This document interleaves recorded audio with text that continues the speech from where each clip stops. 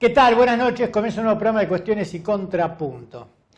La semana pasada nosotros habíamos dicho en nuestra editorial, ya que el programa lo grabamos los días martes, si bien sale los miércoles, que nos parecía raro que a 48 horas de la debacle electoral de las PASO, ningún ministro había renunciado.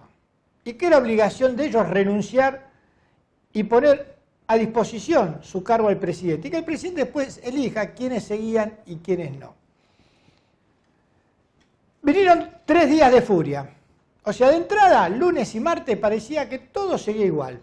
Los ministros diciendo las nuevas medidas, que habían escuchado a la gente, e incluso algunos tenían el tupé de decir que lo que había que hacer era militar más, que la gente tenía que salir a militar más. Como si la derrota se debía a que los militantes no habían hecho lo que tenían que hacer. Y acá los culpables son los que ejercen el poder. No el que tiene que trasladar a los barrios esa voluntad de triunfo. Y el miércoles comenzó a detonarse todo. ¿Quiénes son los dos principales aliados de este Frente de Todos? Cristina y Alberto. Y también Sergio Massa, que es un primos inter pares, con menos poder, pero también es parte de la alianza, de este Frente de Todos. Entonces, desde el cristinismo, desde el kirchnerismo, se gritó truco. Y salió Guado de Pedro a presentar su renuncia y todos los secretarios de Estado pertenecientes al kirchnerismo también elevaron su renuncia al presidente. Esto cayó muy mal en las filas del albertismo. Sobre todo de Guado de Pedro, porque el presidente se enteró por los medios que había presentado su renuncia. Y ahí es donde dijo aquella frase donde a mí por las buenas me pueden sacar cosas, pero por las malas no. Y vino el retruco. Incluso el jueves salió aquella información de que el presidente le había aceptado la renuncia al ministro del Interior, a Guado de Pedro. A los 5 minutos salió Vilma Ibarra a desmentir esto. Pero se había originado en las mismas fuentes cercanas al presidente. Y el responsable era uno solo, Juan Pablo Biondi. El mismo al que Cristina, con un quiero vale 4, nombró en su carta. Una carta en la que Cristina puso blanco sobre negro qué es lo que estaba pasando. Y la verdad que yo estoy de acuerdo casi en todos los conceptos de lo que decía esa carta. Pero Cristina también tenía que hacerse cargo de la derrota, porque también ella es culpable de la derrota. Junto con Alberto Fernández y junto con Sergio Massa y junto con Máximo Kirchner. ¿Por qué? Porque en la carta hablaba de las cuestiones que tenían que ver con lo económico. Y es cierto lo que decía Cristina. Pero también tenemos que reconocer que también hubo errores electorales. El no permitir que haya internas fue uno de ellos. Y las responsables de que no haya interna fueron Cristina, Alberto, Sergio Massa, Máximo Kirchner, Axel Kicillof, todos fueron culpables. Porque este es un frente de todos. Y cuando ganan, ganan todos ellos. Y cuando pierden, también pierden todos ellos. O sea, Cristina no se salva de la derrota. Nadie se salva de la derrota. Después, por otro lado, aparecieron también, obviamente, a río revuelto, todos los que creían que era la oportunidad de sacarse a Cristina de encima. Entonces aparecieron desde afuera los que pregonaban un gobierno de coalición. Y desde adentro, como por ejemplo Héctor Daer, que salió a hablar de que había un golpe institucional. Sí, Héctor Daer. Él mismo se acuerda que hace 2 años, 3 años, para ser más exacto, el 7 de marzo del 2017, en un acto de la CGT, de una CGT cuyos dirigentes que estaban en el palco no se atrevían a poner fecha de paro, la gente gritó aquella famosa frase de poner la fecha y tuvieron que salir corriendo del escenario y dejaron el atril. El mismo Héctor Rader, que no pudo defender ni el atril de la CGT en el 2017, hoy quería salir a defender al presidente. ¿A defender al presidente de quién? ¿De Cristina? O el movimiento Evita, que planteó la locura de hacer una marcha en apoyo al presidente. ¿Una marcha en apoyo al presidente contra quién? ¿Contra Cristina? O también desde el lado del kirchnerismo, ¿no es cierto? Asusando y queriendo radicalizar este gobierno. En realidad, repito, este es el gobierno del Frente de Todos. Y al que la gente votó. Una experiencia inédita, si se quiere, porque también hay que entender que este es un gobierno de coalición. No es como Cambiemos, que fue una coalición electoral y que una vez terminada la etapa electoral, Mauricio Macri y el PRO fueron los que gobernaron el país durante 4 años. Aquí gobierna Alberto Fernández, que es el presidente, pero también gobierna Cristina Fernández de Kirchner y también gobierna Sergio Massa, porque es un gobierno de coalición. Y que va a tener que institucionalizarse de alguna manera esta coalición, porque si no, en estos chisporroteos, gracias a Dios que el agua no llegó, la sangre no llegó al río, pero esos 3 días fueron muchos los que cortaron clavo y muchos los que, como digo antes, querían aprovechar ese momento para ganar espacio, a ver si coloco un ministro, a ver si puedo lograr una tontería. Porque si se rompe el Frente de Todos, todos van a ser responsables de eso y no se va a salvar ninguno. Y no solo eso, sino que la gente va a perder la esperanza que depositó en este armado hace 2 años. Un armado que, puesto en función, tuvo 3 meses nada más. El resto fue la pandemia. Y que uno puede decir, bueno, se anduvieron más o menos bien en esto, más o menos bien en lo otro, bien en esto, mal en lo otro, pero que en realidad fue un gobierno que tuvo que apechugarla en medio de un desastre mundial.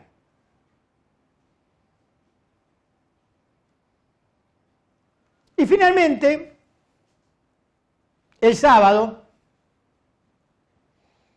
se anunciaron los cambios de gabinete. Todos ya los conocen. Juan Mansur, el gobernador de Tucumán, pasa a ser el jefe de gabinete en lugar de Santiago Cafiero, quien a su vez pasa a ocupar la Cancillería en lugar de Felipe Solá. Aparece Aníbal Fernández. Hace rato que se venía hablando de que Aníbal Fernández tenía que ocupar un lugar central en este gobierno. Bueno, es el nuevo ministro de Seguridad en lugar de Sabina Frederick, que estaba muy cuestionada Sabina Frederick. También aparece Julián Domínguez, aquel que compitió contra Aníbal Fernández, ¿se acuerdan esas pasos del 2015 para ver quién era el candidato a gobernador del Frente por la Victoria? Bueno, vuelve a un lugar que ya conoce, el Ministerio de Agricultura, Ganadería y Pesca, en lugar de Luis Basterra, el hombre el gobernador de Formosa, Gildo Infram. También aparece Jaime Persic como ministro de Educación en lugar de Nicolás Trota. Jaime Persic es el titular de la Universidad de Hurlingham y estaba en el ministerio ocupando el cargo en la Secretaría de Relaciones Institucionales de las universidades. Y también otro viejo conocido, Daniel Filmus, en Ciencia y Técnica, en lugar de Roberto Salvarezza. La verdad que Roberto Salvarezza fue un ministro que hizo una gestión impecable. Y aquí tenemos que hacer una lectura política, ¿no es cierto? Bueno, algunos de los que presentaron la renuncia en masa, el presidente tuvo que aceptar alguna, y aceptó la de Salvarezza. Entre comillas, quizás el hombre menos político de los que presentaron la renuncia. Y también la salida de Juan Pablo Biondi, el vocero presidencial, y en su lugar Juan Ros. El mismo Juan Pablo Biondi, a la que la presidenta acusó directamente de hacerle operaciones de prensa. Ahora bien, este nuevo gabinete, sin lugar a dudas, tiene más volumen político que el anterior. El tema es que la crítica fundamental que hacía Cristina Fernández de Kirchner, que tenía que ver con el tema económico, bueno, esos cambios no se vieron. Se mantuvo todo el staff económico, tal cual estaba. Hay que ver si el mismo staff económico marca otro ritmo en cuanto a ver de qué manera la gente puede tener un peso más en el bolsillo y pueda vivir, como decimos nosotros, un poquitito más feliz. Nos vamos a un corte y continuamos con más cuestiones y contrapuntos. En el kilómetro 46 seguimos combatiendo al virus. Más de 200.000 pilarenses pusieron el brazo y se vacunaron. Más de 190.000 tuvieron síntomas y se testearon. Acércate para vacunarte. Más de 200 trabajadores de la salud están listos para cuidarte. Sigamos combatiendo al virus. En el kilómetro 46 te estamos esperando. Pilar, presente con futuro. Sindicato de Trabajadores Municipales de 3 de febrero.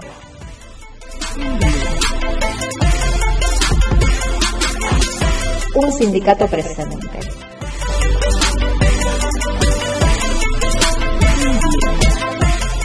Ariel Colia, secretario general. En Morón volvió el día verde. Los miércoles solo sacar residuos reciclables. Solo residuos reciclables. Como papel, cartón, plástico, vidrios y metales. Todos limpios y secos. Municipio de Morón. Corazón del Oeste. Te presentamos Doctoros de PYM, un servicio de nuestra obra social, por el cual podés comunicarte con un médico a través de videollamadas las 24 horas del día, los 7 días a la semana. Baja la aplicación y sumate a la telemedicina a través de tu consulta médica online, sin salir de tu casa. OSDEPYM, te estamos cuidando. Defensoría de la Provincia de Buenos Aires. Defendemos tus derechos.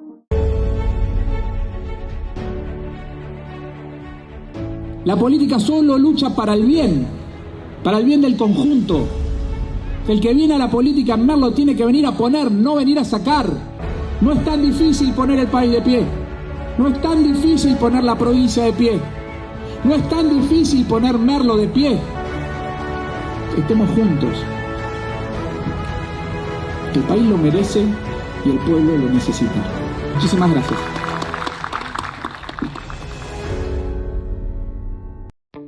Seguinos en nuestras redes sociales y entérate de todas las actividades legislativas. Honorable Cámara de Diputados de la Provincia de Buenos Aires.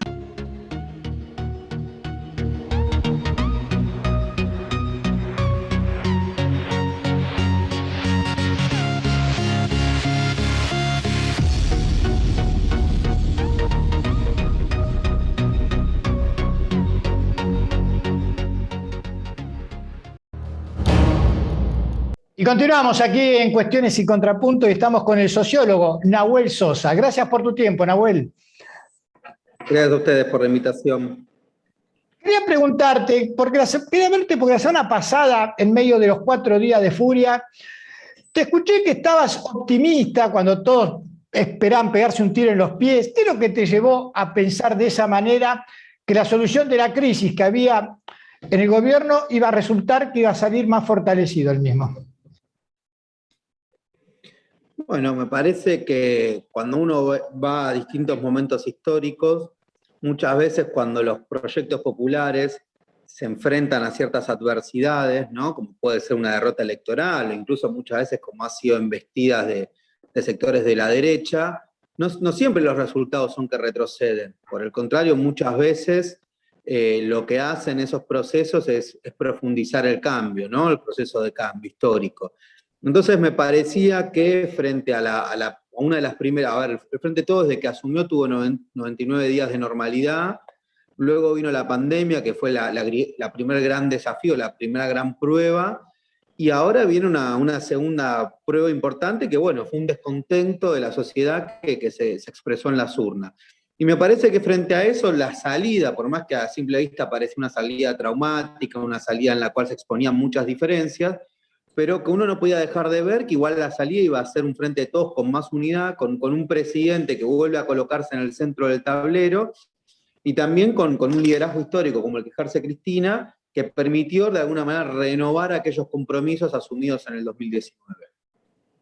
¿Por qué crees que a mucha gente le cuesta entender que este es un gobierno de coalición? Al revés que Juntos, que fue una coalición electoral, pero que en los hechos, cuando fue gobierno, quien gobernó fue el que venció en esa coalición, que fue el PRO, este en realidad es un gobierno de coalición. Es lógico que a veces cuesta entender porque también no es por lo general lo que suele suceder en la política argentina, ¿no? O sea, me parece que a veces tenemos que asumir que el Frente de Todos es un hecho bastante novedoso para lo que es la cultura política argentina. Por lo tanto, como toda novedad, siempre va a generar ciertas resistencias, ¿no? Entonces, cuando uno compara, es la primera vez que el peronismo, uno dice, bueno, pero el peronismo siempre fue frentista, es cierto, pero no siempre gobernó con una coalición política. Y hay una diferencia entre ser un frente y ser una coalición. Bueno, ¿cuál es la diferencia? Y bueno, la diferencia es que un frente suele ser algo más circunstancial, que opera en un determinado contexto determinado. Una coalición, por lo general, es algo que perdura en el tiempo, y está en esa transición el Frente de Todos. Me parece que ahí hay experiencias, ¿no? Como la del Frente Amplio Uruguayo, la del PT en Brasil. Habrá que pensar la versión criolla de esas experiencias, pero no es la primera vez que en América Latina se construyen coaliciones populares que perduran en el tiempo. ¿Vos crees que hay que ir hacia una institucionalización del Frente de Todos? Sí, creo que hay que hacer una institucionalización, vuelvo a decir, versión criolla, ¿no? Digo, pensar que o sea, ¿qué te quiero decir con esto? Nuestro país es un país donde hay un grado de movilización social importante, existen unidades básicas, el rol de la militancia y los debates políticos. Quiero decir, la institucionalidad en el sentido de que haya ciertas metodologías, ciertos criterios, lugares donde se puedan procesar las diferencias, no en un sentido burocrático, ¿sí? O sea, sino en un sentido de que por el contrario lo que nos ayude es a fortalecer esta coalición de gobierno, o sea, ni un extremo ni el otro, ni uno se puede ir a un esquema hiperinstitucionalizado en la cual se diluya un poco esa esencia que tiene el Frente de Todos, esa esencia combativa, digo, esa esencia de que hay muchos actores sociales, los movimientos sociales, los colectivos feministas, etcétera. Tampoco me parece que podamos seguir siendo un frente electoral antineoliberal como éramos en el 2019, cuando en el medio ya somos gestión y en el medio hubo una pandemia. Así es, así es. Nadie duda que el nuevo gabinete tiene mayor volumen político que el anterior. Digo, porque la incorporación de Aníbal Fernández, de Domínguez, de Mansur, agregan fortaleza política. Ahora, cuando uno ve que el resultado electoral dicen que se vio en gran parte, ¿no?, a lo que falta en cuestión económica, ¿no es cierto?, ve que la economía sigue los mismos actores, ahí no se tocó nada. Sí, lo que me parece que ahí va a ser clave es, bueno, ¿no? Perón decía, hay que hablar más de las ideas, un poco menos de las cosas y casi nada de las personas, ¿no? Entonces me parece que la clave ahora va a ser el rumbo económico, más allá de quiénes sean las personas que lo ejecutan. Si uno ve a primera vista, bueno, hay un gobierno que reaccionó frente a la derrota, no la negó, como hizo Macri en el 2019 con las PASO. Empieza ahora esta semana, aparece el tema del salario mínimo, un aumento al salario mínimo, aparece también la idea del plan Tesumo, que es un plan para que los jóvenes puedan acceder a su primer trabajo y el Estado financia a las pymes. Aparece también la idea de aumentar las jubilaciones y la ayuda social. Bueno, se empieza a ver que hay reacciones. ¿Va a alcanzar? No, por supuesto que no, ¿no? Lo que estoy diciendo es que empiezan a haber medidas y sobre todo la carta de Cristina también encauza un rumbo que tiene que ver con acelerar esos tiempos. ¿Por qué crees que la sociedad le exige más al peronismo, mientras que al resto lo único que le exige es que sea antiperonista? Bueno, me parece que está bien, ¿no?, que la sociedad le más al peronismo, porque justamente uno le exige también cuando vos exigís es porque tenés una expectativa de que la otra persona te pueda resolver algo de lo que exigís, ¿no? Me parece que en la historia argentina el peronismo históricamente ha resuelto mucho más los problemas de los sectores populares que los proyectos elitistas. Por lo tanto, me parece que es lógico que la sociedad tenga una mirada de exigirle a un gobierno popular mucho más de lo que se le exige a un gobierno de derechas. ¿Vos creés que en este nuevo esquema, y para ir terminando, la CGT tendría que tener un rol más activo también? Es una buena pregunta. Yo creo que estamos en un momento en el cual tienen que tener un rol activo no solo las fuerzas políticas que integran el Frente, el Frente Renovador o la Cámpora, sino también los actores sociales, ¿no? Creo que tanto los movimientos sociales, las pymes y la CGT son 3 actores claves para profundizar el rumbo. No tengo dudas, y creo que incluso gran parte de esos actores han hecho propuestas económicas, ¿no? Digo, la dirigencia de la CGT, de la CTA, incluso los movimientos sociales han planteado la idea del salario social universal, y me parece que el gobierno tiene que empezar a implementar y a escuchar a esos actores que son quienes tienen también el termómetro de lo que está sucediendo en muchos sectores sociales. ¿Cómo viste el papel de la oposición en esta crisis del oficialismo? Parece que una oposición que, a ver, obviamente tenés dos miradas. Una oposición, por un lado, desorientada, por otro lado, una oposición que va a aprovechar esta situación, y no me refiero a la oposición política, es decir, a los nombres, a Manes, a Santilli, me refiero al establishment, ¿sí? Al poder real, ¿no? Me parece que está claro que el establishment va a querer aprovechar esta situación que se dio para profundizar un programa de ajuste, pero bueno, creo que eso no va a suceder. Ojalá que así sea, porque de última, si te toca perder, perdé con tus ideas y no con la del otro, porque entre el original y la fotocopia siempre me quedo con el original, ¿no? Totalmente, es verdad. Gracias por tu tiempo, Nahuel. Nos estamos viendo, ¿eh? Gracias a ustedes. Y pasó por las cámaras de cuestiones y contrapuntos del sociólogo, Nahuel Sosa. Nos vamos a un corte, una pequeña tanda, y ahora continuamos con el programa. En el kilómetro 46 seguimos combatiendo al virus. Más de 200.000 pilarenses pusieron el brazo y se vacunaron. Más de 190.000 tuvieron síntomas y se testearon. Acércate para vacunarte. Más de 200 trabajadores de la salud están listos para cuidarte. Sigamos combatiendo al virus. En el kilómetro 46 te estamos esperando. Pilar, presente con futuro. Sindicato de Trabajadores Municipales de 3 de febrero.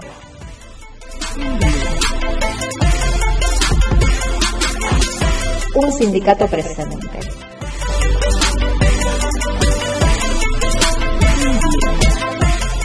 Ariel Colia, secretario general. En Morón volvió el día verde. Los miércoles solo sacar residuos reciclables. Solo residuos reciclables. Como papel, cartón, plástico, vidrios y metales. Todos limpios y secos. Municipio de Morón. Corazón del Oeste. Sumate a la telemedicina a través de tu consulta médica online. OSDEPIM, te estamos cuidando. Defensoría de la Provincia de Buenos Aires. Defendemos tus derechos.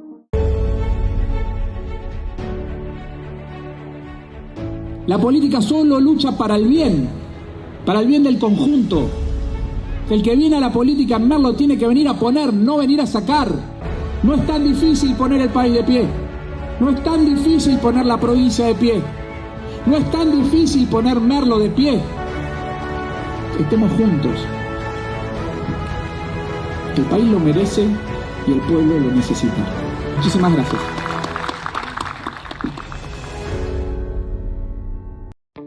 Seguinos en nuestras redes sociales y entérate de todas las actividades legislativas. Honorable Cámara de Diputados de la Provincia de Buenos Aires.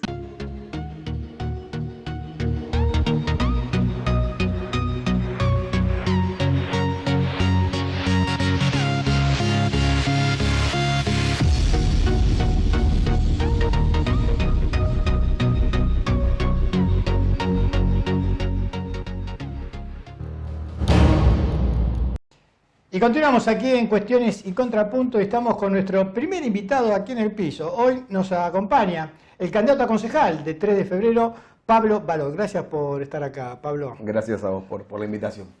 Bueno, a ver, hubo un resultado general que sorprendió a todos, a propios y extraños, en estas elecciones, en estas PASO.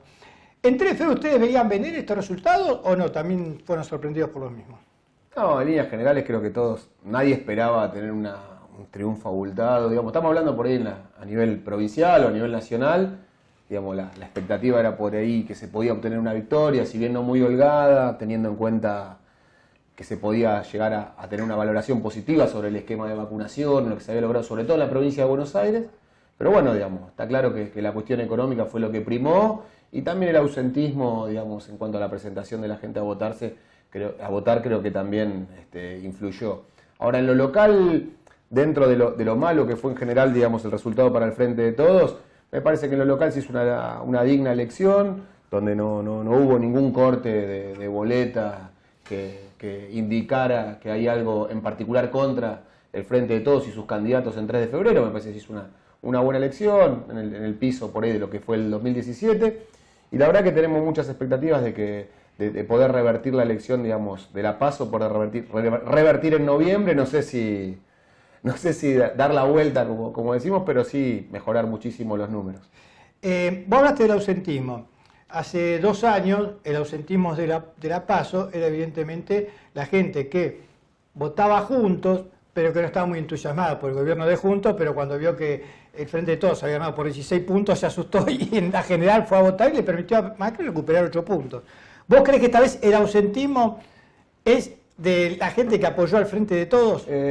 No te puedo decir sin dudas porque eso no se puede cuantificar. Ahora sí vimos muchos vecinos y vecinas, sobre todo en los barrios populares, que no se acercaron a votar o que se acercaban. Yo estuve todo el día durante la votación, siendo candidato no podía fiscalizar, pero sí dando una mano con el tema del traslado de los fiscales para poder llevarlos y traerlo para hacer más rápido. Y mucha gente se acercaba y veía por ahí también la cola que había como para votar, todo lo que implica, digamos, la cuestión de la pandemia, los protocolos y todo, y por ahí se retiraba sabiendo que la PASO no es definitoria y que viendo estos números yo creo que se van a acercar y nosotros también tenemos que llegar y también desde el gobierno provincial y del gobierno nacional tienen que llegar las medidas necesarias para que la gente empiece a sentir que va a salir de esto. Sí, llamó la atención, por ejemplo, todos hablan de que La Matanza es uno de los bastiones del peronismo, no solo bonaerense, sino a nivel nacional.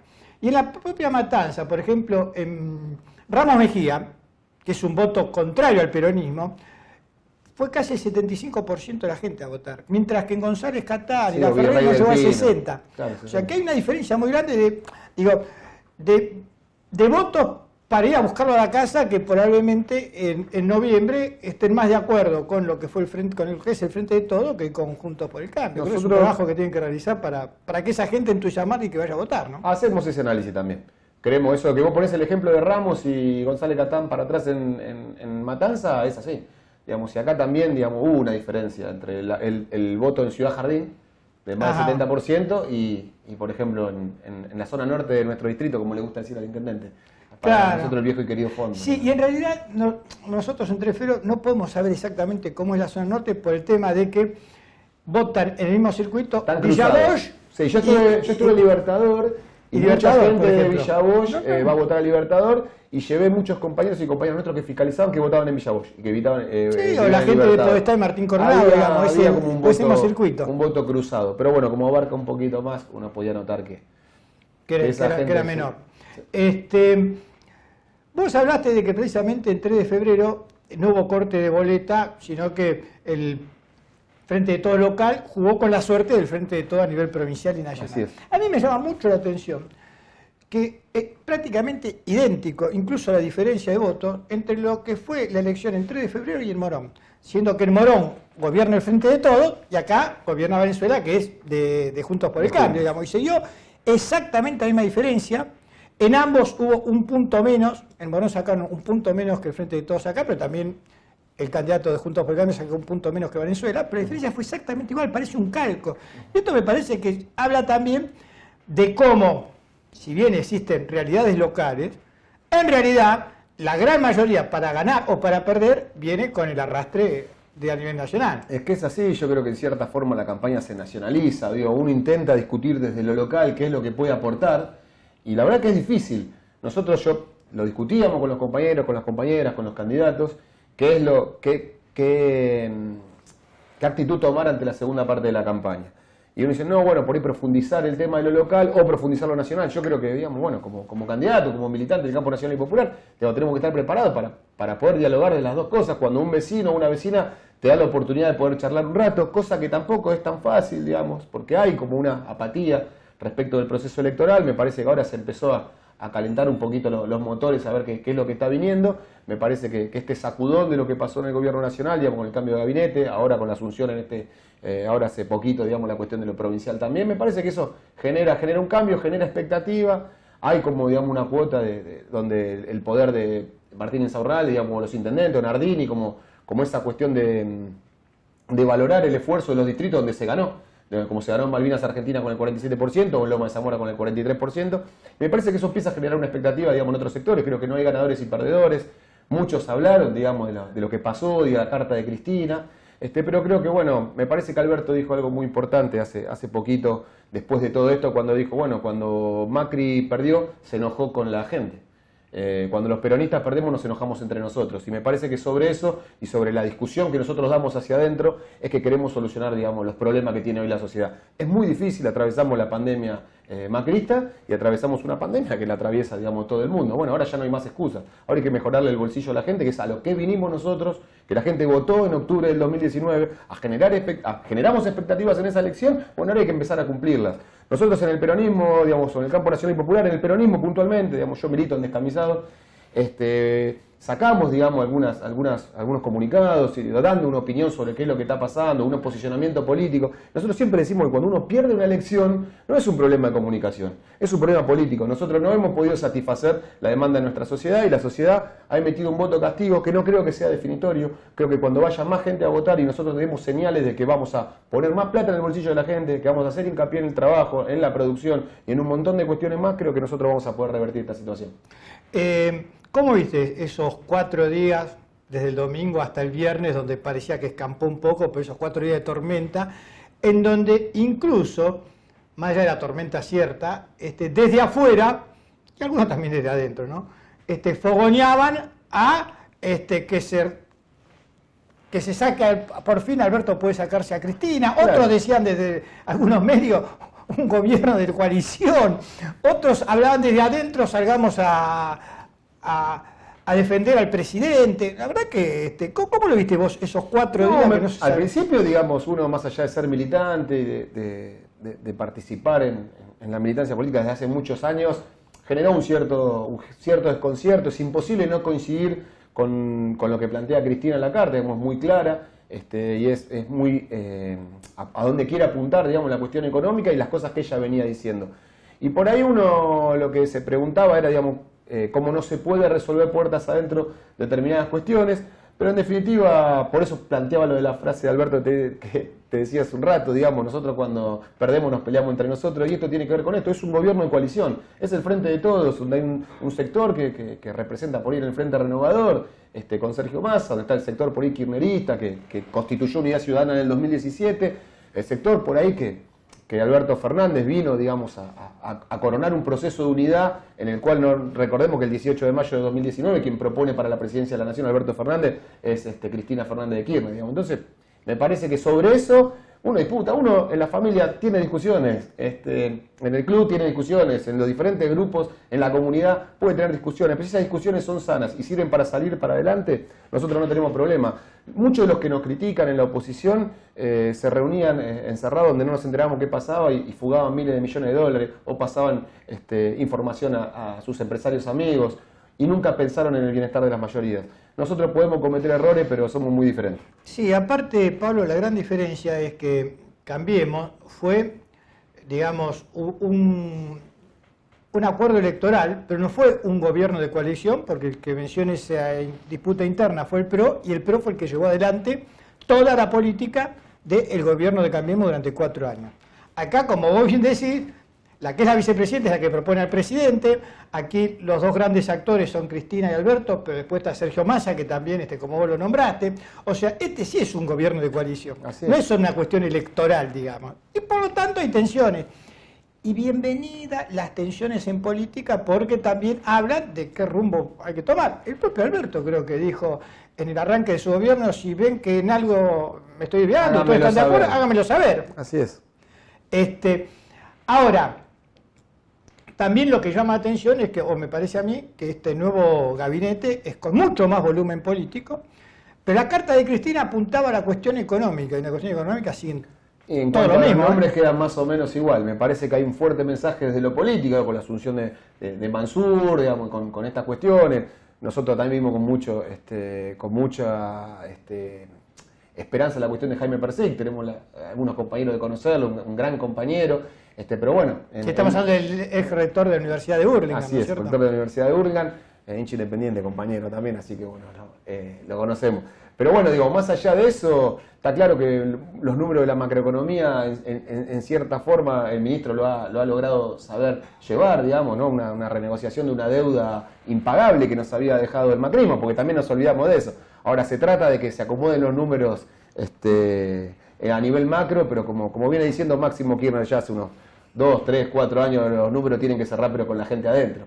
Entonces claro, me parece que de eso se trata, ¿no? Tenemos que ver cómo nosotros posibilitamos que la gente tenga más poder adquisitivo, y que ese poder adquisitivo, cuando se logra con determinados incrementos, bonos a jubilados, o los aumentos, o ahora va a mejorar el salario mínimo, o hay una incipiente reactivación de la industria que tiene niveles prepandémicos, digamos. Lo que pasa es que prepandémico estábamos muy mal, no es que estábamos bien en la prepandemia, pero me parece que sobre eso, y que cuando se logra inyectar algo de dinero en la economía, ese dinero no se lo lleven 3 o 4 vivos, que es lo que plantea Cristina, ¿no? O sea, los formadores de precios. Ya me tocó trabajar con mis hermanas hace muchos años en una despensa, en un almacén de barrio, y sabemos que más allá de que en ese momento se iba controlando de a poco la inflación, siempre había movimientos de precios, y ahí son muy pocas las empresas que manejan la cuestión de la formación de los precios en Argentina. Entonces me parece que ojalá podamos ir en ese camino, porque si no estamos hablando siempre de la misma historia. Claro, o sea, el tema es el Excel y la heladera. Las dos cosas.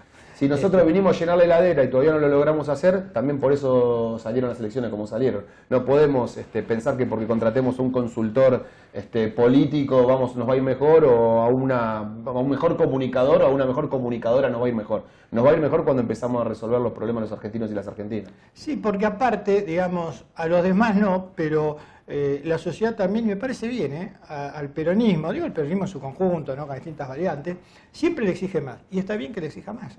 Así es. Además no le exige nada, pero que está bien que al peronismo le exija más. ¿Por qué? Porque en la historia el peronismo ha venido para solucionar las cosas. Para otros ha venido para hacer la decadencia de la Argentina. No solo pero solucionar, sino constituir derecho también. El peronismo, cuando llega al poder, acciona y gobierna, digamos. Y uno después sacará sus conclusiones, si esto fue para bien o para mal. Pero digamos, gobierna. Sí, lo que pasa es que nosotros asumimos, o sea, nosotros dejamos el gobierno en diciembre del 2015 con el salario en dólares más alto de América Latina. Así es. Y en 2 años y pico ya lo teníamos en el nivel más bajo de América Latina. Hoy nosotros no nos pudimos recuperar de eso.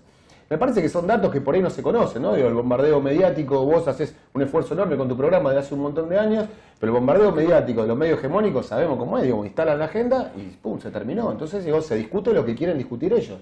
Ahora, la verdad que el sueldo medido en dólares, ojalá no lo midamos más en dólares, ojalá dejemos de hablar del dólar alguna vez. Cristina habló hace un tiempo de cómo romper la economía bimonetaria. Sabemos que hay cosas que no pasan en el resto de América Latina, y acá se mueve el dólar y se movió el precio del pan y se movió el precio de la leche. Y permanentemente los más afectados son quienes destinan la mayoría de sus ingresos al consumo de alimentos o de ropa. Entonces me parece que hasta que nosotros no logremos ir en ese camino va a ser muy complejo. Ahora, creo que hay una intención de ir en ese camino, y ojalá que con estos cambios de gabinete se renueve cierto aire y nosotros podamos profundizar para poder dar vuelta o al menos mejorar la performance. El tema es que nosotros no compremos ese mensaje de los medios hegemónicos, claro, que siempre está, ¿no? Porque a mí la verdad que me produce, te digo la verdad, mucha bronca cuando veo a algunos de los nuestros decir que antes de repartir hay que agrandar la torta. Esto lo vengo escuchando desde hace 60 años. Y ese siempre es el mensaje, de la teoría del derrame. Y sabemos que eso no va. Y en este país, que es un país empobrecido, no pobre, porque el nuestro es un país muy rico, lo que alguna vez tendríamos que poner en claro, y sin ir a ninguna reforma agraria, ni ninguna expropiación, pero en realidad no cierra que el dueño de la tierra, las grandes extensiones, las grandes fortunas, la dupliquen cada 8 años, sin trabajar. No estoy hablando ni siquiera ni de los pools de soja, no estoy hablando ni siquiera de los arrendatarios, estoy hablando de los dueños de la tierra, digamos. Hay que ver cómo se Duplican su constituye fortuna. la clase dirigente, la clase dominante argentina, de hace 200 años, digamos. Tengo la suerte y humildemente me recibí de profesor de historia de educación media hace un par de años, 3 años. 3, 4 años. Y bueno, y uno ve muchas cosas que por ahí sabía, pero cuando profundiza, decís, bueno, ¿cómo está constituido? ¿Qué pasó en Estados Unidos? ¿Quién ganó en Estados Unidos? Claro. Ganó el sector industrial en Estados Unidos. Claro, de la guerra de secesión. Bueno, acá ganaron otros sectores. Si bien Mitre acá perdió muchas batallas, ganó su modelo de país. Un modelo de país porteño-céntrico, argentino-céntrico, donde nos creemos que somos los europeos de América Latina, donde se piensa de otro lado, donde se ve con desprecio a un boliviano, a un peruano, a un paraguayo, donde se desconoce qué pasó en la guerra de la Triple Alianza, donde se desconoce que Paraguay era el proyecto más ambicioso, podía haber sido una potencia industrial, donde un alto horno que tenía para fundir acero Paraguay fue la primera bomba que le tiramos nosotros en un ejército que componían argentinos, brasileños y uruguayos, que en realidad tenían también otro tipo de personas que apuntaron. Digo, hay un montón de cosas ejército para que comandaba Inglaterra, digamos. Absolutamente. Donde nosotros pensá que desde Ushuaia hasta México, sacando Brasil y las distintas Guayanas o Jamaica, se habla en español. O sea, somos hispanoparlantes. Es una unidad cultural que podría ser enorme. Apuntaron a rompernos, digo. Son todas cosas que por ahí, a quien no le interesa la historia, le aburre, pero la historia es lo que nos constituye. Pablo, por último, sí. Porque si no vamos a hablar de historia estaríamos todo el programa, porque sí, me encanta la historia. No, que me encanta la historia. Decime, ¿cuál es la principal demanda que vos encontraste en la gente en esta campaña, ¿no? ¿Y cuál crees vos que de esa demanda de la gente nosotros no hemos cumplido, pudiendo haber cumplido? No, te digo la verdad, es muy difícil trasladarlo a lo local. Me parece que se centró mucho en, por ahí nosotros apostamos y quisimos ver el cambio, digamos, empezar a ver el mejoramiento en cuanto al poder adquisitivo de nuestro salario o la generación de trabajo. Me parece que es una problemática nacional que se dio. Quien nos permite hablar y charlar sabe y pone en el medio que hubo una pandemia, no es que hay una pandemia mediante, pero bueno, ¿qué se hace? En su momento se suspendió el pago del IFE, hubo determinadas cosas, hubo 3 o 4 meses se suspendieron determinadas cosas cuando aún la economía no estaba reactivada y me parece que sobre eso hay que trabajar y bueno, ahora creo que con la apertura, bueno, con los anuncios de ahora, donde se empiezan a abrir más cuestiones, donde el turismo se va a abrir, donde ciertas industrias se empiezan a recuperar, donde ojalá se empiece a recuperar el empleo, nosotros podamos empezar a dar respuesta y creo que parte de la demanda se va a empezar a resolver de ahí. Vos me preguntás en lo local y puntualmente en lo local no hay una demanda. Sí, en algunos lugares te decían, che, acá hay mucha basura. En las ferias me tocó recorrer ferias, decir, por ahí nos cuesta trabajar por determinadas imposiciones, digamos, municipales, pero también nos cuesta trabajar porque no hay gente que venga a comprar o porque es poca gente que viene a comprar. Me parece que es una problemática cruzada. Y después acá sí, lo mismo, no es lo mismo poner plata para arreglar una plaza en Santos Lugares y dejarla hermosa y no poner la misma cantidad de dinero en una plaza de Churruco de Libertador. Entonces me parece que si bien todos tienen necesidades, son diferentes las necesidades en las diferentes localidades del distrito. Esto por ir apuntando un poco más en el local. Y nosotros lo que apuntábamos, yo lo vengo diciendo en diferentes charlas o entrevistas, tengo la suerte de ser candidato, la primera vez que tengo una campaña siendo candidato, siempre me tocó trabajar las campañas desde otro lugar, pero bueno, digamos, ver cómo nosotros trabajamos y cómo acercamos la política al vecino común, porque está muy denostada la política. Macri hizo mucho daño en términos económicos, en términos sociales, pero también hizo en términos políticos, de que la gente vuelva a descreer. Cuando con Néstor se recuperó esa vocación transformadora de la política, de un montón de jóvenes se sumaron a la política, hoy es como que retrocedimos. Y me parece que uno tiene que estar explicando un montón de cuestiones respecto de la política, que somos militantes, que no todo el que está en la política es para llenarse los bolsillos, sino que hay una vocación y reivindicar esa militancia y tratar de invitar a que las cosas se pueden cambiar. Hoy lo charlábamos, hoy estuvimos en el Club Estudiantes, porque hay un operativo de RENAPER y de ANSES que también se hace en el club toda la semana, y hablabas con la gente y hablabas con algunos directivos, con el que era el gerente general, y decía, bueno, siempre queremos más, queremos hacer otro gimnasio, estamos desbordados de chicos ahora que se está abriendo, porque la verdad que viene la educación y viene el deporte. Y no es un discurso demagógico. Si vos tenés educación y después tenés un deporte, y tenés una contención, y generás una disciplina, y tu papá tiene trabajo, y tu mamá tiene trabajo, se puede construir una sociedad diferente. Uno eso apunta, porque si no el discurso es toda una porquería, nada se puede cambiar, y terminan ganando los Milei del mundo, o terminan ganando esos discursos liberales, que en realidad en el fondo son más antiliberales que cualquiera, y entonces eso es lo que nosotros no queremos, ver cómo recuperamos la esperanza de que se pueden cambiar las cosas, de que participa en una cooperadora, de que participa de un colegio, de un jardín, en un club, en una sociedad de fomento, se pueden hacer un montón de cosas para transformar. ¿Sabe lo que pasa, Pablo? Que todo eso apunta precisamente a desmovilizar. Desmovilizar a la gente. Cuando uno dice son todos iguales, en realidad te sacan la esperanza. Y cuando te sacan la esperanza, no tenés más futuro. Gracias a Dios todavía en nuestra patria, con todo lo mal que andamos, hasta el que te pide una moneda en la calle o te para en un semáforo, te mira la cara, te mira a los ojos.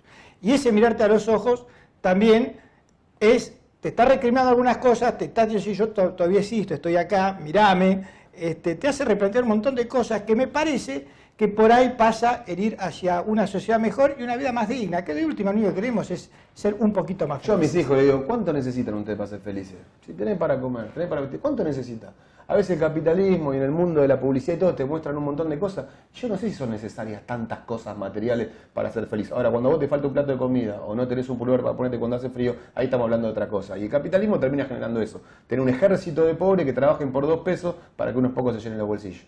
Y pasó por las cámaras de cuestiones y contrapunto el candidato a concejal de 3 de febrero, Pablo Valor.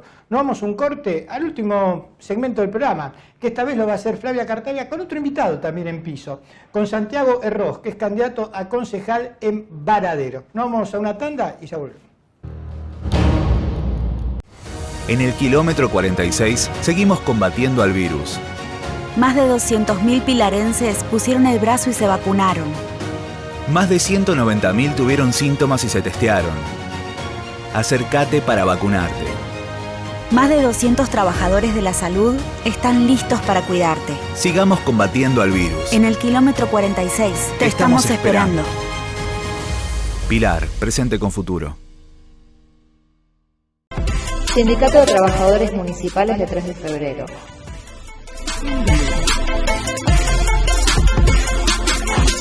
Un sindicato presente.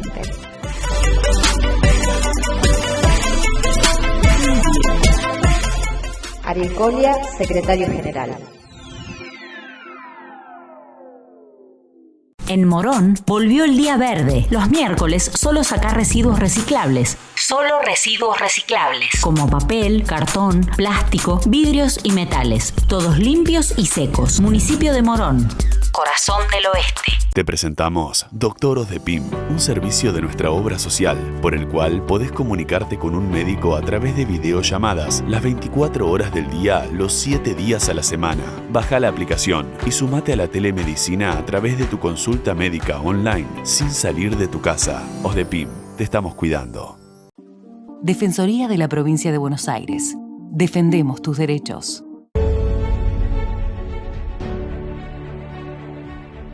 La política solo lucha para el bien del conjunto. El que viene a la política en Merlo tiene que venir a poner, no venir a sacar. No es tan difícil poner el país de pie. No es tan difícil poner la provincia de pie. No es tan difícil poner Merlo de pie. Estemos juntos. El país lo merece y el pueblo lo necesita. Muchísimas gracias.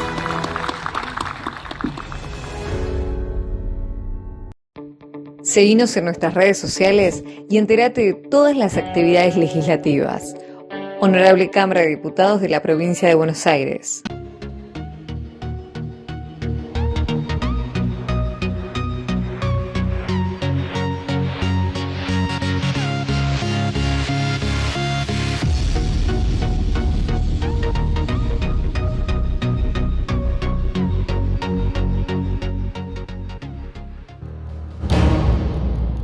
Y continuamos en Cuestiones y Contrapunto y estamos con Santiago Herroz, él es candidato a concejal por Varadero. Muchas gracias por tu tiempo, Santiago. ¿Qué tal, Flavia? Gracias por la invitación. No, por favor. Bueno, contanos un poco cómo fue el Frente de Todos allí en Varadero. No tan bien como hubiésemos querido, tenemos la lista más votada, pero en la suma de votos totales del Frente perdemos por 10 puntos contra Juntos. Y nosotros teníamos la lista encabezada por Leonardo Bagalá, lista única dentro del Frente de Todos, 35 puntos. La suma de las dos listas de Juntos, una de Santilli, la otra de Manes, saca 45 puntos en Varadero. ¿Y cuál es el análisis que te merece esta cuestión? Porque además entiendo que en Varadero el Frente de Todos también es oficialista. Y te pregunto esto no como candidato de cuáles fueron los errores, si es que los hay, sino como militante político. Evidentemente errores hay, si no hubiésemos ganado la elección, la hubiésemos ganado ampliamente. Es cierto lo que decís, en Varadero, quien es el intendente hoy, Esteban Tito Sancio, para quienes lo conocemos, ganó en 2019 con 48 puntos en aquel momento. Y el análisis, tal vez una mezcla de militante, una mezcla de candidato. Evidentemente hay algo que no supimos interpretar o partes que nos faltaron interpretar. En términos de gestión, si querés, yendo de mayor a menor, de gobierno nacional a gobierno municipal, la gente, la sociedad ha aceptado la vacunación, tiene un alto porcentaje de aprobación, pero eso no necesariamente se ve reflejado en las urnas, porque yo entiendo que la sociedad tiene la vara muy alta, por suerte, de no solamente reclamar acceso a la salud, derecho a la salud, sino otras cosas también que no hemos sabido interpretar del todo, creo. ¿Qué otras cosas, por ejemplo? Trabajo, la situación económica, no es una cosa menor, no es para no tenerlo en cuenta. Nos ha pasado tal vez que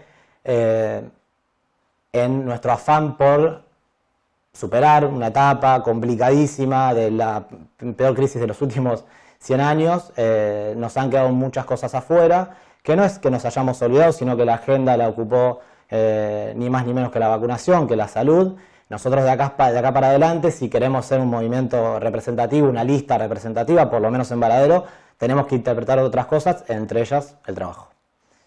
¿Y vos crees que es notorio que la pandemia ha afectado a todos los oficialismos en Argentina y en el mundo?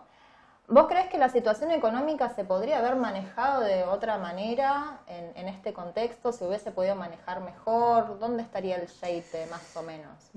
La verdad, analizar si lo podríamos haber hecho mejor o peor. Porque además vos sos economista. Yo soy economista, todo esto, sí. Va a quedar un poco en el pasado. La realidad es que si uno no interpreta a dónde quiere la sociedad, y para mí lo que nos está reclamando es más laburo, va a ser un problema. Nosotros ahí le tenemos que mostrar resultados reales, no tiene que ser solamente de la boca para afuera, ¿sí? Y para eso necesitamos mostrar resultados. Los resultados, particularmente en Varadero, se están viendo, que acompañan algunos indicadores económicos, ¿sí? Que tienen que ver con el peor año, que tuvimos el peor año en términos económicos desde mucho tiempo, por lo menos de que yo tenga recuerdo, y ahora estamos levantando, no tiene que ser solamente un efecto rebote de que la vara quedó muy baja por el año pasado, sino que ahora tenemos que crecer sostenidamente, ¿sí?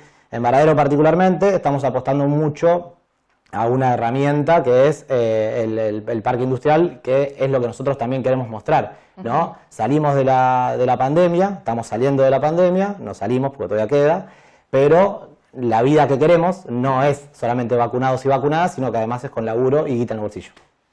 Sí. Ahora bien, en Varadero, ¿cómo viene la cuestión de la obra pública? ¿Cuáles son las políticas públicas que se vienen desarrollando ahí? ¿Qué es lo que vos tenés para destacar del Frente de Todos en dicho lugar? Eso es increíble, porque recién lo hablábamos. Obra pública en Varadero hay un montón, y se está ejecutando y se empieza a ver. Todavía no se termina de ver porque las obras recién arrancan y hay como una memoria colectiva, ¿sí? De obras que arrancaron y no se terminaron. En Varadero particularmente está el famoso camino a Portela, ¿sí? Portela es una de las localidades del partido. Es un camino de 22 kilómetros que está en pésimas condiciones hace un montón de años, con gestiones ligadas a nuestro espacio político y gestiones ligadas a otros espacios políticos. Nunca se hizo, ¿sí? Se anunció varias veces y hoy en día la obra está comenzando, está gestionada a través de la provincia.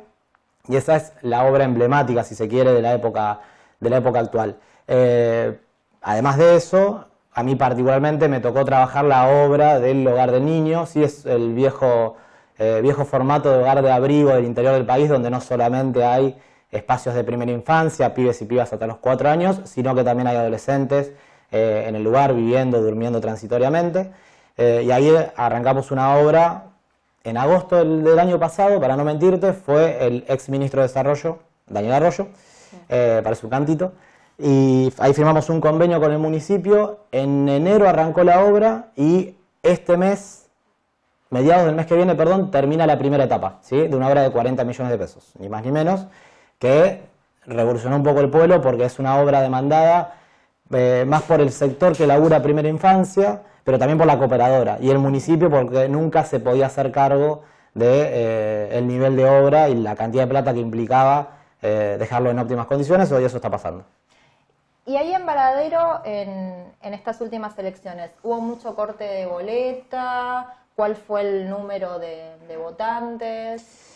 Corte de boleta no hubo tanto, número de votantes fue más bajo como en todo el país. Varadero tiene una tradición de una alta participación en las urnas, en las PASO, por ejemplo, ronda el 80%, en las generales el 85%, esta vez fue el 70%.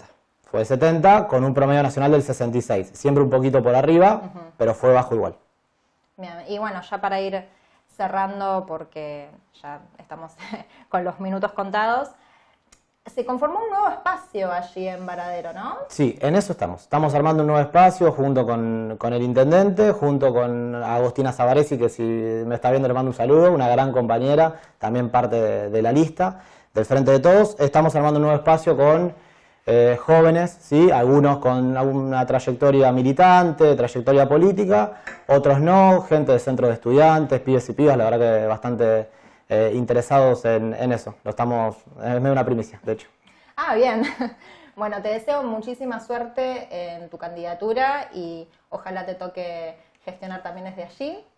Y esto ha sido todo por hoy. Nos encontramos el miércoles que viene a las 22 horas por el mismo canal para más cuestiones y contrapunto. Han sido ustedes muy amables y muchas gracias por también permitirnos entrar en sus hogares.